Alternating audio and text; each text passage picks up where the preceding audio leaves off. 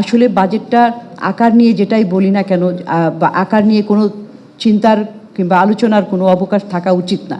সামগ্রিক বিবেচনায় এই অর্থ বছরের বাজেটটা, বর্তমান সরকারের প্রথম বাজেটটা, সেইটা তাদের গুরুত্বটা হচ্ছে যে অর্থনৈতিক রিকাভারি, অর্থনীতিটাকে পুনরুদ্ধার করা এবং সেটার জন্য একটা ব্যক্তি খাত নির্ভর প্রবৃদ্ধি, মানব সম্পদ উন্নয়ন এবং সামাজিক সুরক্ষা, এইগুলোকেই প্রাধিকার দিয়েছে, তারা প্রাধান্য পেয়েছে এই বাজেটের মধ্যে।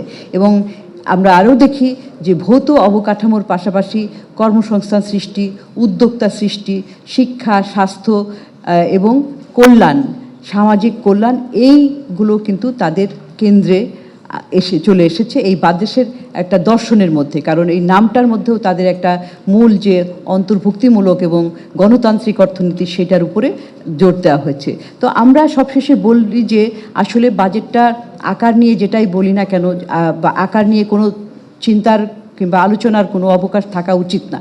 মূল বিষয়টা হচ্ছে যে কিভাবে কতখানি বাস্তবায়ন হলো, আমাদের যে ধারাবাহিকভাবে বাস্তবায়নের দুর্বলতা, সেটা কতখানি কাটিয়ে উঠতে পারলাম।